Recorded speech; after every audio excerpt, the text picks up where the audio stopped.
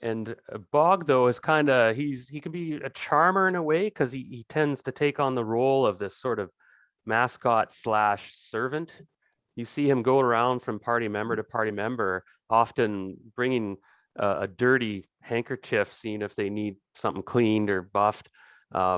He's a bit of a sycophant. He's attached himself mostly to the females. You notice, though, Bog has made himself very available to Boudica and Zhang. He's scared of Boudica. He avoids Boudica quite a bit. But Boudica is actually quite a pleasant person, what she portrays, and that's puzzled Bog because she's Drow. Zhang is very polite and articulate, and clearly a fierce warrior, and he respects that, and then he likes females. And so you've cornered him, and he doesn't ask for much, and he keeps low. And you gave him you don't know what he did with his little hoard you gave him, that money. You gave him a bunch of platinum, 20 platinum. Yeah. Like that's more money than any goblin has ever seen in yeah, more than goblin his stature. Average goblin kingdom, more than the average goblin kingdom has, probably. So how do you want to approach him? What do you want to say to him? I'm just gonna just when in a casual one, I'm just gonna say, "Hey, Buggy, need to talk to you for chatting at you for a sec." Oh, strange one, alien. You're the alien one, yeah? Yes, I am not from around here, though much of my memory I don't remember. Yes, well, master. Just have a couple questions for you, Bog. Questions? Yes. Bog knows nothing. Have you been through this area with these troglodytes, or is there anything you could tell me about them? And I flash a nice little small gemstone, like. Ooh, the stinky holes. Bog has only been through 3 times. He was on a slave train for many months. Yes, toiled hard, Bog did. We went there. It was always watched over by many eyes. A dark place. And then he reaches out and goes to grab the gem. He didn't really say much, though. I kind of hold back the gem a bit, and I'm like, I just have a couple more questions. Then this is yours.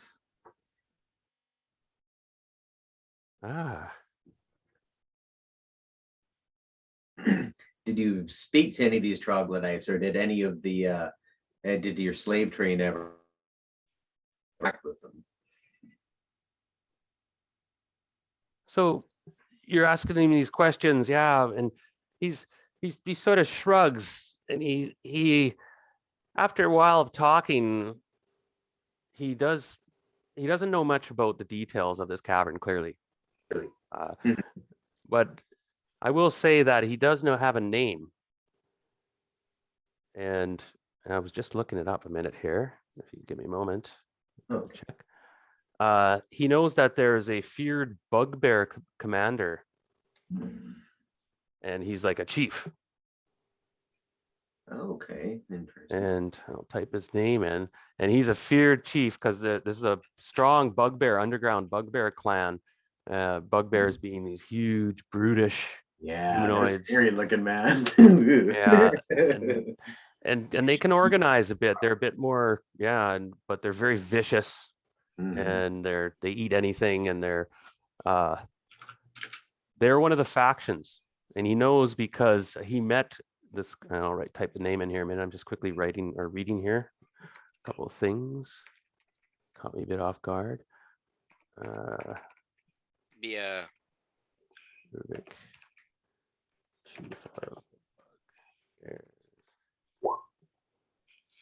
Chief Grubik.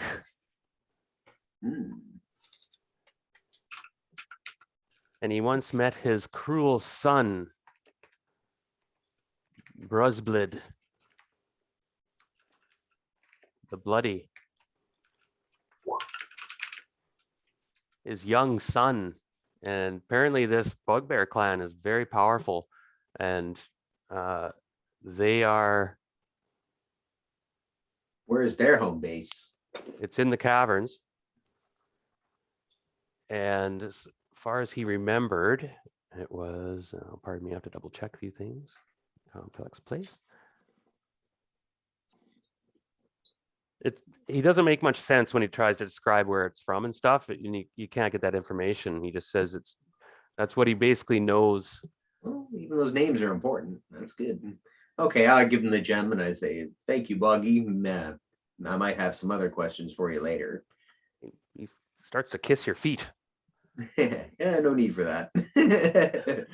And yeah, he's very gracious. He's like, holy. And then we can so you kind of he tends to hang around you now a bit, Brad, or Silk. Maybe you could become a henchman at some point. I don't really have it. He seems, yeah, like you've been very polite to him and kind. You haven't whipped him or destroyed him, and you've Yeah. given him a lot of treasure. Yeah, he'll be living large by the time he's done with us. Around us. Yep. And so for the moment, you two have chatted for a bit, and the others might notice this or not, but you said you kind of took him to the side a bit. So Bog actually turns to you and he goes, the black one, the black lady. And he's referencing, you think, Canon Arcadia. Yeah. Yeah. Watch, she will betray us. Oh, I know it. I don't trust her either, Boggy.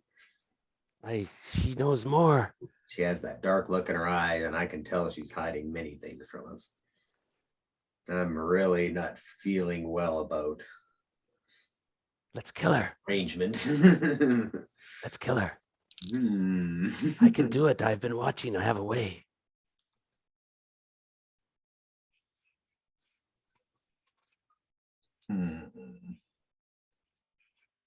No, I don't think we can kill her yet. Anyway, my companions, they're very.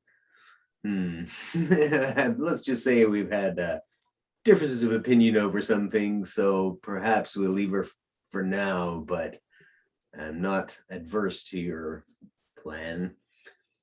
I've been considering it myself. However, we may have to play through this for a while, but you and I can both watch her, Bobby. Keep a good eye on her. Make sure the other one, anything underhanded. You trust the other one? We should kill her too.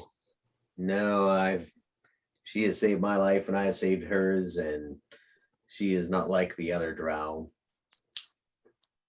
She has a good heart. She follows Elistere. You see a bit of a distant look come on Bog for a second. And he looks a bit more like a different Bog for a second. Oh, the drow are the same. I believe that too, my friend, but however, there are a few, very few, that are not the same. It's like it's like any of the species in our lands. So some are geared towards evil, but every creature has its good and evil side. Just some tend to. You see that this more talk one way or the other. This talk is clearly beyond Bog. He kind of just, you see, he kind of is like talking to a 6-year-old about morality. He just kind of shrugs and kind of bows to you. Oh well, he doesn't. Then he looks at you with last look, and he says, suddenly, we should kill her. And he slinks away and attends to cleaning up some things.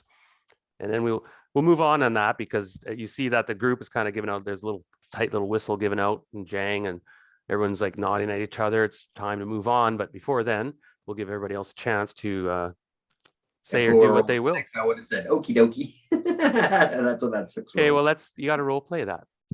Yeah. Okay. Yeah. No, I role played what I rolled. Yeah. Oh yeah. No, good call. Oh, I thought. Oh, I see the role now. Got it. Now that's actually a good way to do it. Sometimes you let the dice decide, but you have to put yourself on the spot as well. If you're role playing your character, what would your character do? But sometimes, cop out with the dice. I do it too. No, it's just a good random way of doing it. True. Decide which way he's gonna go. All right, anyone else?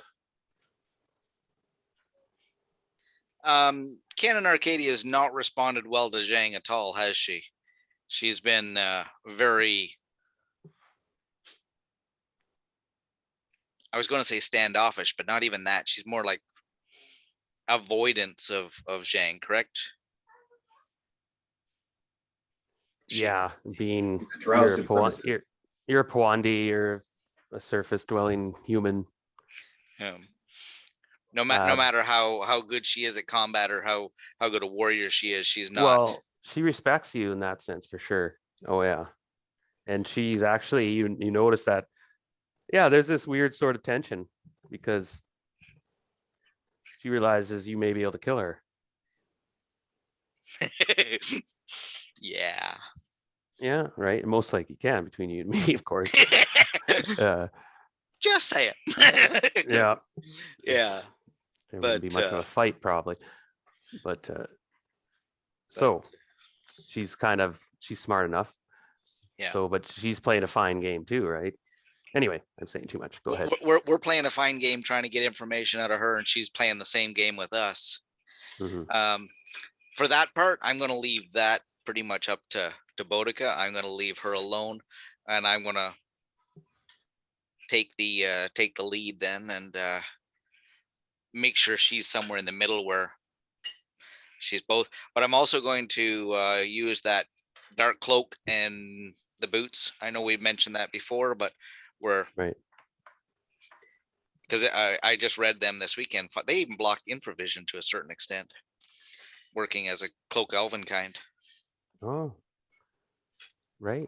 I actually looked up the details this week of the cloak and boots of elvenkind because you said they function similar except underground.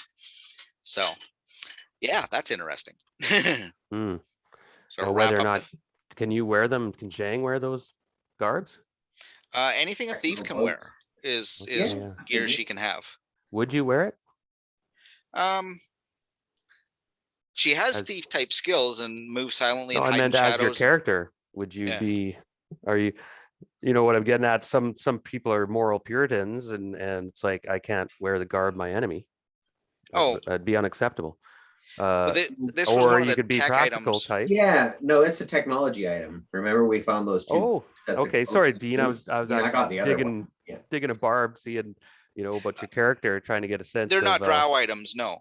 No, gotcha. Yeah. Of course, they're the technology cloak and technology boots for silence and move silently and hide in shadows. Nice. Yeah. What is the bonus on those? You know? There's a chart actually for it. For most conditions, they're 95 or 100%. Okay. I think it's like 75 for infravision. I'd have to look it back up again. I don't have it sitting in front of me.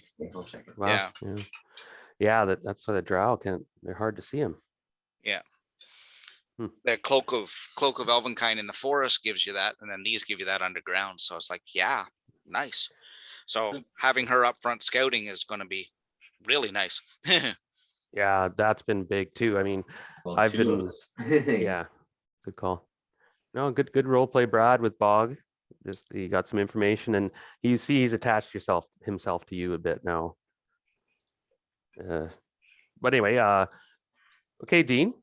Yep. So you've been slinking around, scouting, and going a little ways down the passageway, making sure everything's clear. And so far, it looks good. Everyone's ready. They got their packs on. I'm assuming your food is now. You realize that the Germlane had urinated in all your food. Yeah.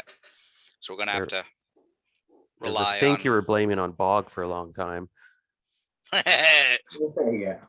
Bug. It was sort of Bog's fault, but well, there's a possibility we picked up a fair amount of food at the outpost. Maybe we can get some food somewhere else too.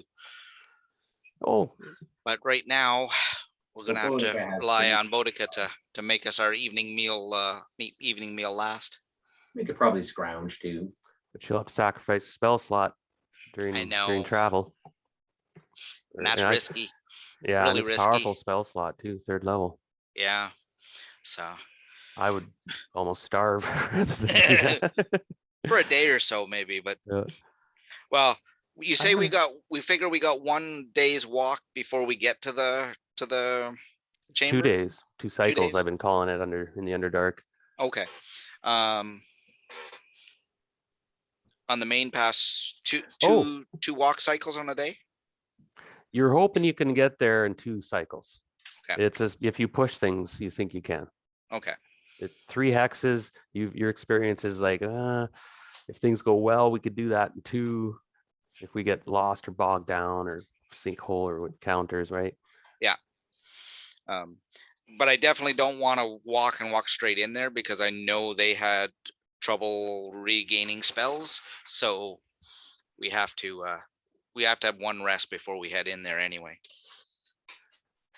So she's going to head out and take the lead. With her increased speed, she's still going to go do the half speed for move silently and searching and stuff ahead, but she can still stay ahead of everybody else, even at half speed. Really? I'll be at I'll be the second in line too. Okay. Probably And- close to as fast. And Boudica is sort of the ranger. Mhm. So she'll be forward to mid-range, checking tracks, and I'm looking for things. Just so I have go-tos for who's looking for traps and who's looking for tracks and so on. But there are lots of tracks and stuff on the primary passage. It's used. It's an used Underdark passage. Yeah. And we know the merchants came through here with 25 or 30 members and lizards and everything, right?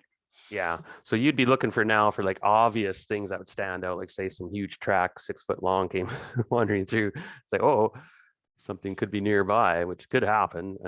Or there could be a distinct pattern that indicated a certain army has moved through or something. That would be that you'd be looking for at this point. Or something that came over the merchants' tracks within the last Or 24 hours. those little bastards, the Germans, Oh, Yeah. they're still around, and they've probably sent word out about the surface dwellers that have taken their sacrifice away. They were going to And blew up appease the worm gods, Shai Halud. and blew up several of their members. Yeah. Pop, pop, pop, pop, pop. So anyway, off we roll. Boudica, you're doing something? As I'm getting everything ready, the main thought that's going through my head is, may I have sufficient strength of character to exemplify Alistari's teachings and find some good in Canon Arcadia. Ooh. So you'll be spending some time perhaps interacting with her? Basically keeping her in the corner of keeping her in my periphery, offering compassion and kindness where it's needed. So still, because she may not be 100% up to snuff yet. So Well, she's looking pretty good. You're because I stayed up with her all night. and healed her, and it's night and day difference. She's actually quite functioning, and you found her in silent retrospect a few times, sort of a strange lotus sitting position when people were busy sleeping and tired and whatnot. She would be constantly in this lotus position, mumbling to herself often throughout the night, at some points. I'll have to keep that in mind, see if I can surreptitiously figure out what she's saying during her meditations. Okay. 'Cause that's something that's curious. That's interesting.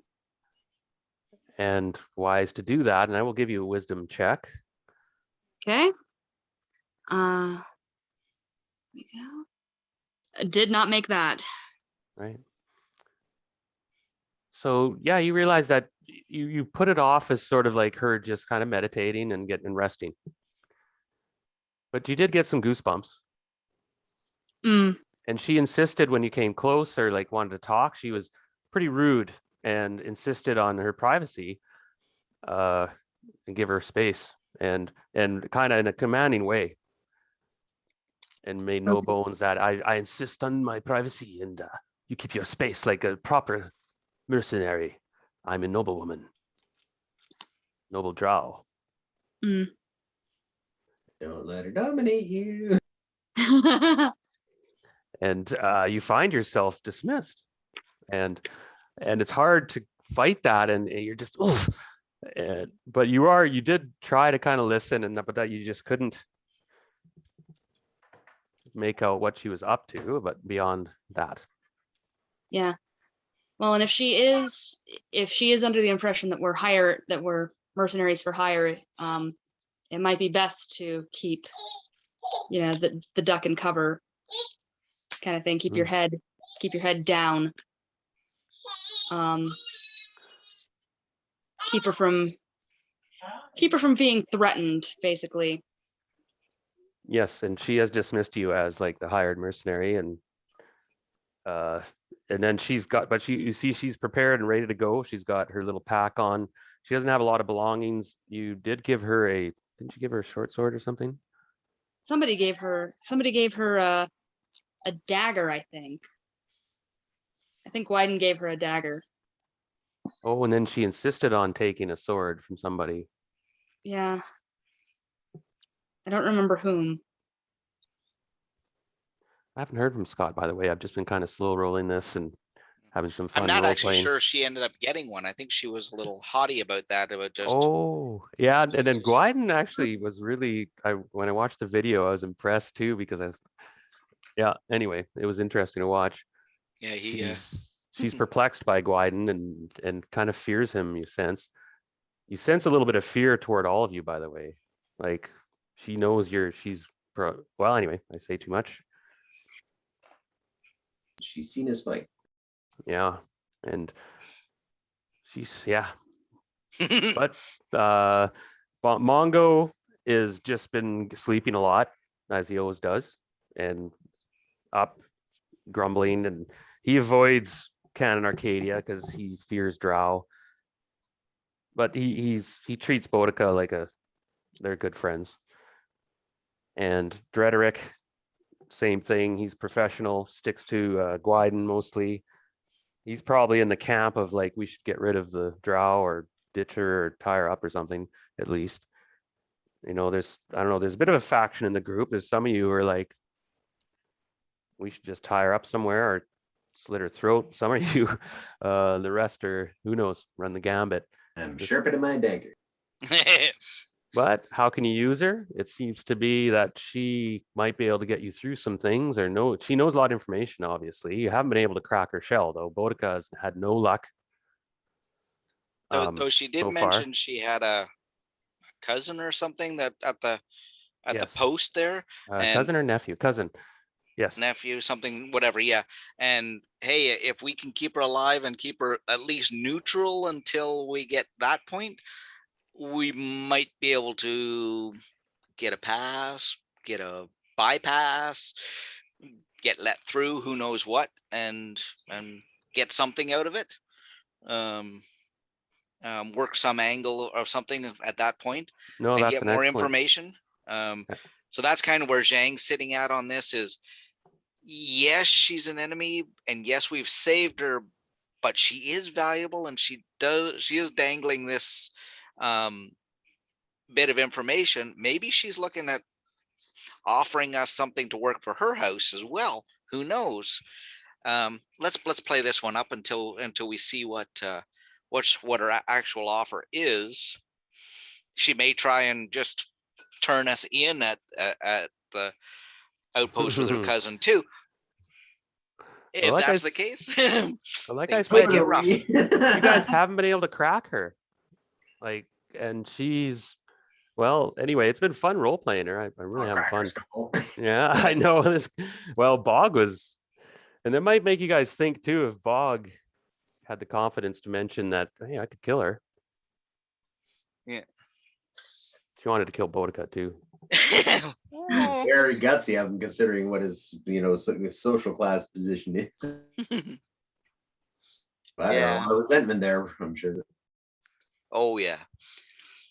But no, that's kind of where Zhang and Hondo are at, is like, we don't want to kill her because we're not facing her in combat anymore. But there is this possibility of getting either A, information, or B, some other form of valuable asset from her or through her at a later time. So, and this later time's only a couple of days away, so it's not like long down the road. This is Sure. in the next day or Well, so too.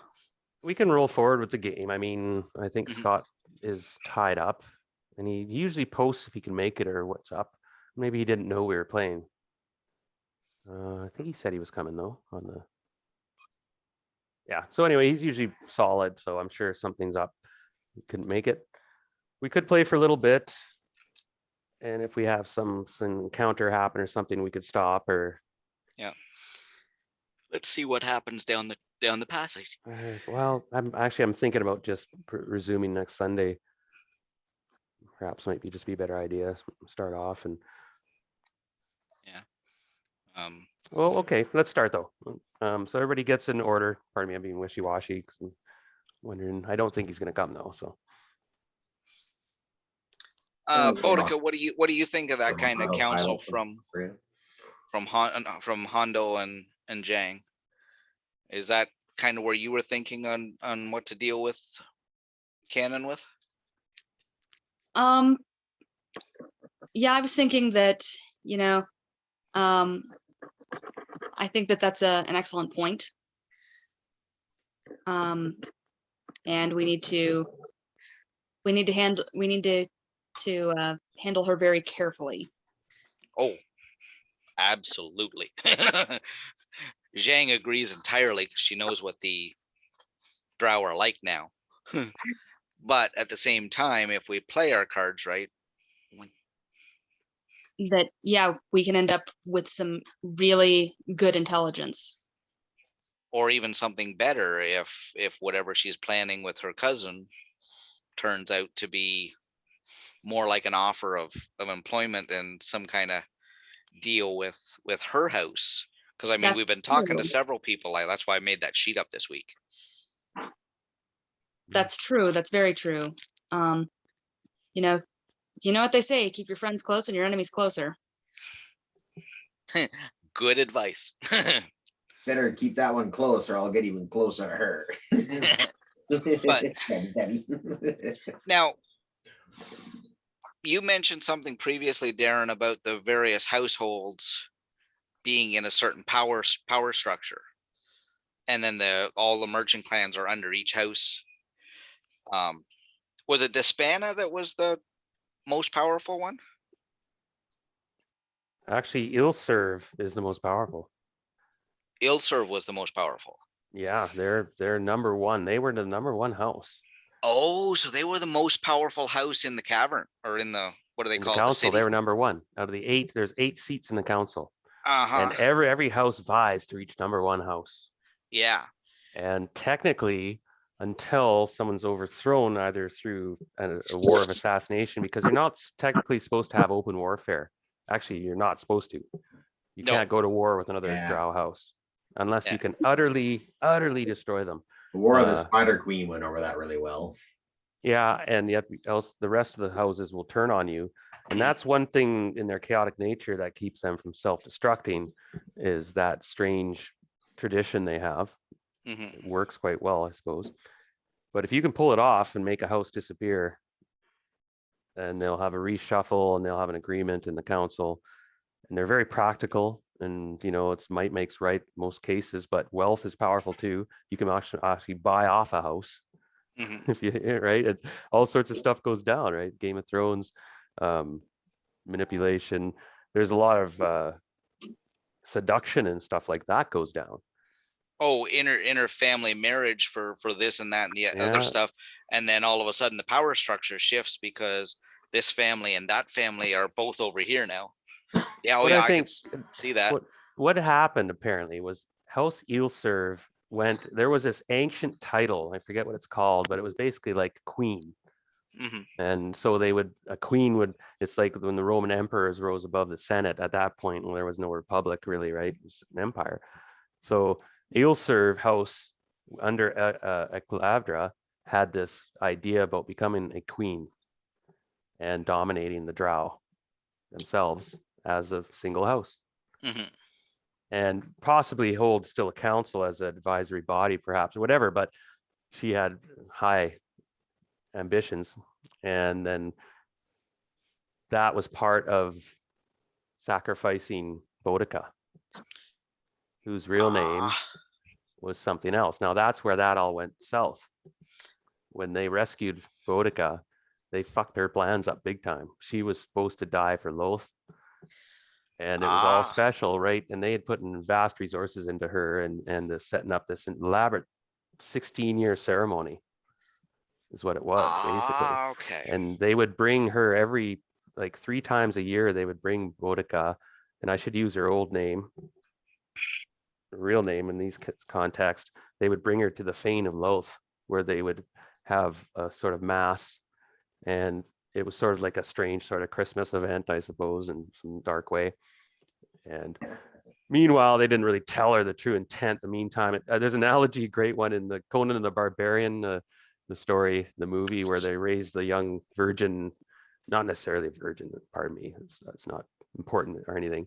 But in the Conan movie, they raised this pure girl, and they meant to sacrifice her when she's 16 to the god Doggin or something like that. Anyway, it's a great book. I haven't read it for a long time. Anyway, I digress. Same situation was happening to Boudica, and Yeah, then it she was the escaped. second. Yeah. Yeah. And so House Ilserv either faced losing their standing in the council because Loth didn't favor them anymore. Like there was more to it than just, oops, we didn't sacrifice one of my daughters. It's rare for them to sacrifice daughters, by the way. They usually sacrifice sons, and it's the third son they sacrifice, the drow families, by the way. So if you have the bad luck of being born third son, they usually sacrifice. They don't need them. But girls, they don't sacrifice. And the fact that they were going to sacrifice a girl of noble birth, like they'll sacrifice peons and slaves, Yeah, but of that is. noble birth of Mm. their By the own kin score. was like a real, it was going to make them like, hey, we're like the new kids on the block. Loth would like that. And she would have. And who knows what the deal was she had with Loth, or what was going to go down, if she was going to be named queen, but it all fell down, House of Cards, but not completely. Trust the House Eelserv survives and still technically maintains house status, but it's like I said, there's this tension. Nobody's supposed to have an open warfare, so you know what I mean. It's this weird, strong tension where it's So even though there's all this, and they lost, then they turned their back on Loth because now they're favoring the elemental god. And even though that's in there, they still can't. their trump card. Couple things. One thing, they managed to convince possibly the most powerful house at that time, even more possibly could challenge Eelserv to side with them, House Tormtor. And this is where the other houses messed up too, because they had been keeping House Tormtor down, knowing that House Tormtor was too powerful, and if they were too powerful. And so Eelserv said, hey, we'll side with you. I think Tormtor is ranked like House 6. It's way down the line.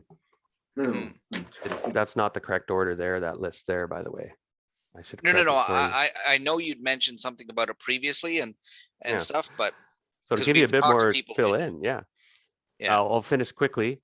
So they got House Tormtor. That was a big trump card. So now they have a huge military base, Mhm. powerful. And House Tormtor has a big army, one of the biggest in the vault.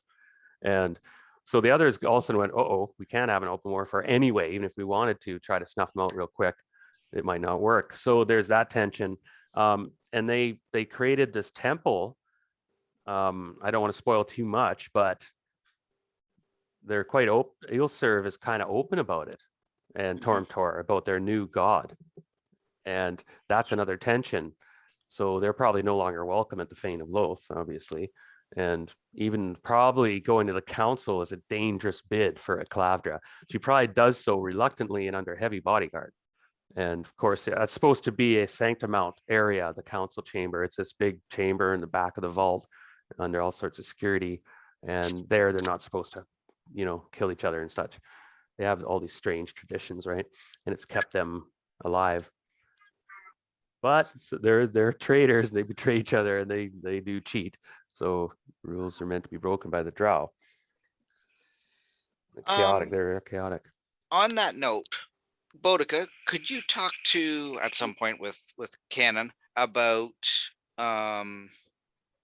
she mentioned that the big lady that was in charge at the outpost was the agent or whatever of that Thane, the religious guy.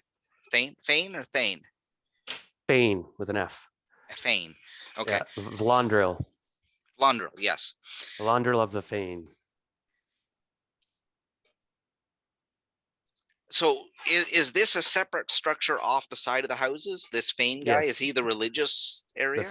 The Or Fane would she, be I like guess. the House of Cardinals, female cardinals.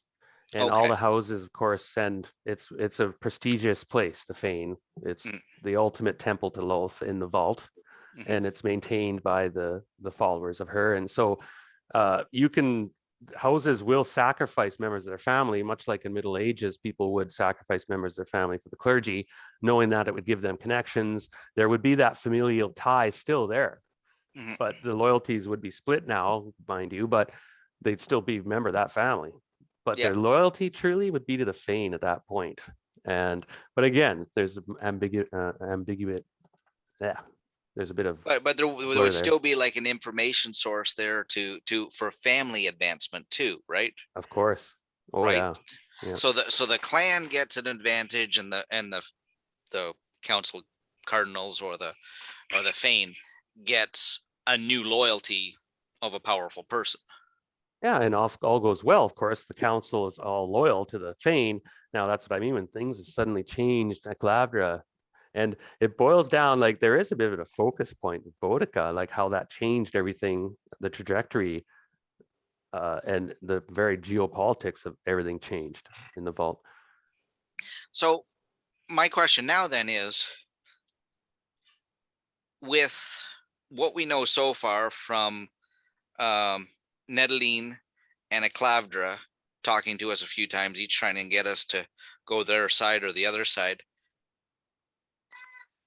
are we really trying to get the houses knocked down, or are we going after the Thane, or what is the element that is actually controlling that globe or that bubble? Boom. That's Where are we actually, what are we actually going after now? It's an excellent question. Yeah, it's Right. been a while since we've done that part, so yeah. So I mean, like Couple it's details. called Lolth's bubble, but if it's not, well, Aklavdra's not doing it because she was trying to get the giants to attack the humans to advance her, but she's against Lolth now. Yeah. So somebody else had to be. Yeah, you're on it. Was it Marquesa? No, she was a no. mercenary, you said. Now this Nadine Despana was just she was actually an emissary or ambassador or what up at the fire giants. She was a noble woman. Like that. And But I mean, like, you get the picture that she was a faction sent from the council to check in on Aklavdra. oh, okay, so I mentioned that, I remember. yeah. Yeah. But I mean, Long ago. Was she so okay, so she'd be more like a diplomat checking up on the other side than Yeah. an actual diplomat of her own status. Yeah, so she probably was sent, like the other houses are concerned about Aklavdra, and they're of course not stupid and realize something's going to go down. Aklavdra is probably up to something with this god. And she is a mortal threat to our religion and our way. Mhm. So back to your question though about like where the buck stops, like, okay, where do we have to go to stop the bubble is kind of what Yeah. you're asking. in Yeah, and that's nutshell, right? what I want to Boudica to Where's the kind of next- explore. So there is a next dot, of course. Like we've been making our way in the Underdark and finding our way to the city. Why are we going to the city? We're going to the city because that there is the control point, power source, organized area where the bubble's been created. From, yeah. And you sense it might be from the Fane. So yeah, that was kind of my question for Boudica to prod and maybe idly talk about and try and get a few hints dropped from Canon about Mhm. what's going on that side, on the Drows, like the Lolth side. Is it a specific house that's got the power control on this? Is it the Fane, him or herself, himself? Do we Ah, even know?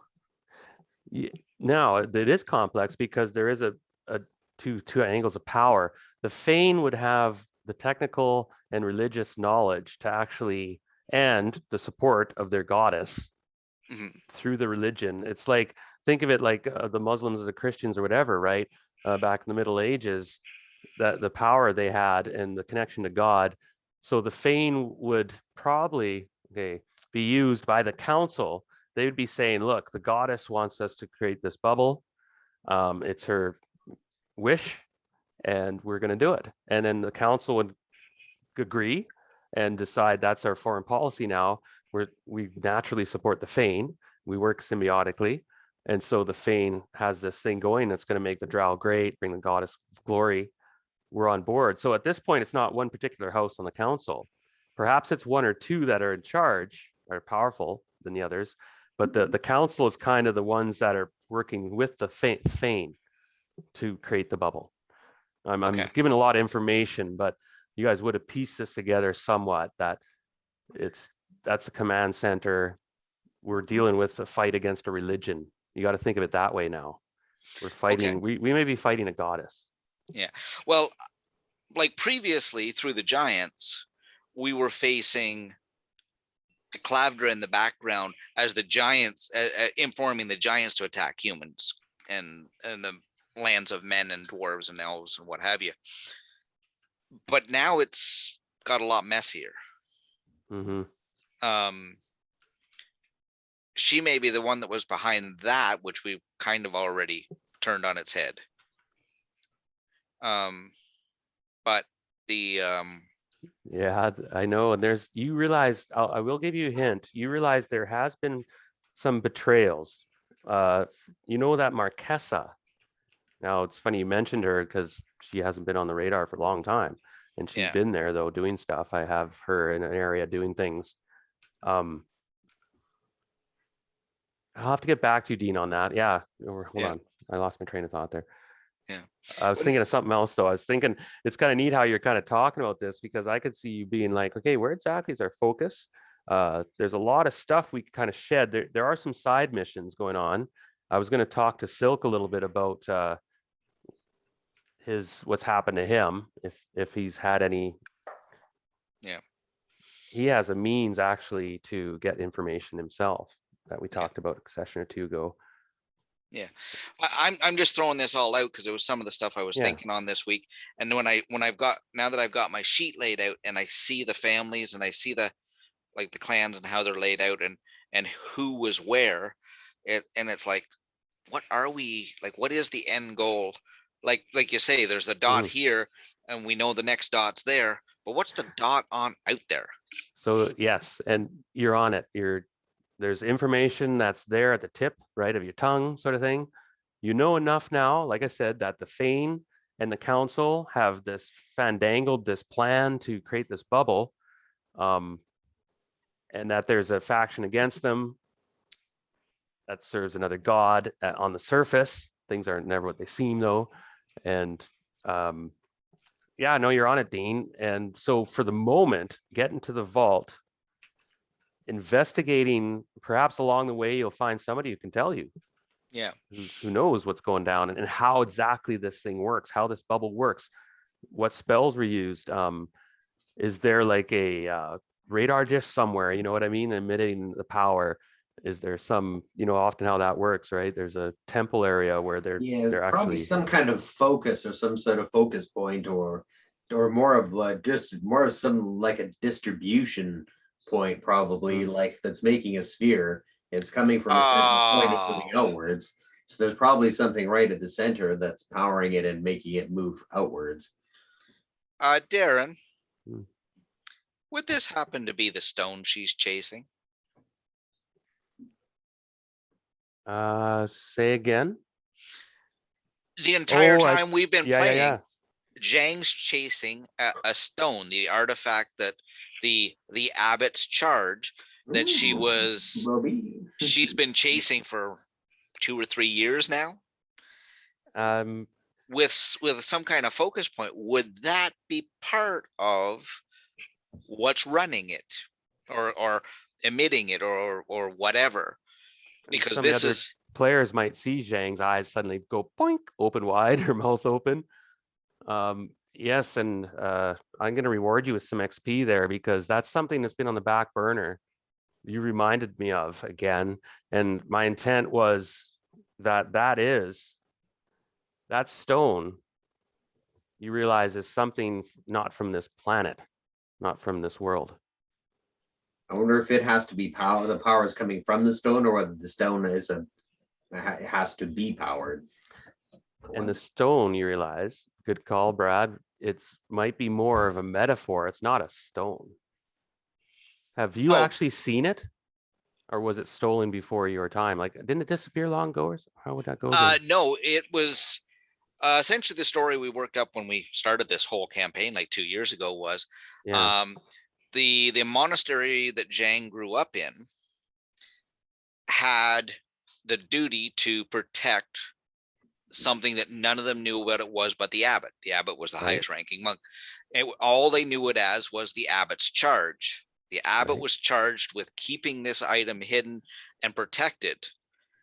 Well, that's an important question because if you've actually seen it, Zhang, or No, have you seen a picture of it or something? she would have records of it that she was given, because of the 20 that were sent out, they would know what they were looking for. But it was taken years before they found out where it went, and then the 20 of them traveled to the other side of the world or across supreme distances to chase it down and ended up here, and then got like that they got scattered to go look for it. Now subsequently they've all gone home because Zhang was on the track of it. But it was the abbot was disgraced because it was stolen right out of the monastery.